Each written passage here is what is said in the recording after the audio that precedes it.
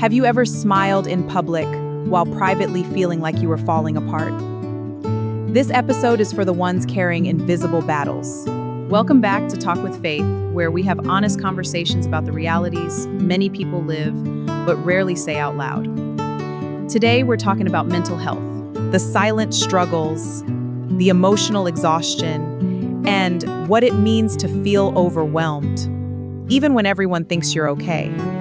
Because for many people, this looks like showing up to work with a smile, caring for others while neglecting yourself, posting happy moments online while privately feeling mentally drained. Joining me is a special guest to help us unpack this important conversation. Welcome, it's great to have you here. Let's dive right in. Thank you, Faith. I'm really glad we're talking about this because mental health affects so many people, often quietly. One of the hardest things about mental health struggles is that they are often invisible. You can look functional, successful, even happy, and still be emotionally exhausted. Sometimes it's the student struggling silently under pressure, the parent carrying responsibilities without rest, or the friend everyone depends on who secretly feels like they're drowning. Why do so many people suffer silently? Because many people fear being misunderstood. They fear being called dramatic, weak, ungrateful. So instead of asking for help, they learn to hide pain behind performance. Many people become so used to saying, "I'm fine," that even when they're not, no one notices. And that silence can become dangerous.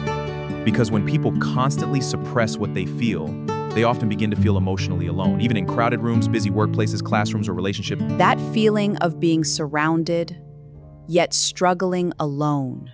Yes, mental health challenges don't always look like breakdowns. Sometimes it looks like chronic overthinking, emotional numbness, exhaustion, irritability, or simply losing joy in things you once loved. Like being too tired to do what used to excite you, struggling to get out of bed, or feeling emotionally distant from people you care about. So how can someone recognize when they may need support? When surviving begins to feel heavier than living. When rest no longer feels restorative. When you constantly feel emotionally drained, disconnected, or hopeless, that may be your mind asking for care. Because burnout, anxiety, and emotional exhaustion are often ignored until they become impossible to hide. And what should someone do first? First, acknowledge that your pain is real. You do not have to wait until you completely break down before you deserve support. You don't have to earn rest by collapsing first. That's powerful. Hearing you share that journey, it really highlights the strength and vulnerability. Then talk to someone safe, a trusted friend, therapist, counselor, or support system. Healing often begins when silence ends.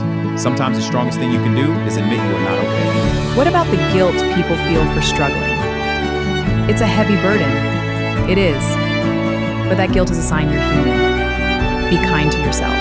Mental health struggles are not a moral failure. Needing help does not mean you are weak.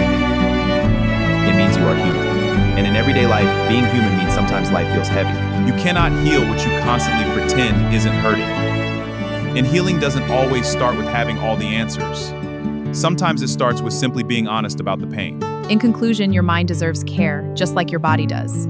And perhaps healing begins when we stop asking, "What's wrong with me?" and start asking, "What have I been carrying alone?" In conclusion, your mind deserves care, just like your body does. And perhaps healing begins when we stop asking, "What's wrong with me?" and start asking, "What have I been carrying alone?" Thank you for joining us on Talk with Faith. If this conversation spoke to you, share it with someone who may need this reminder.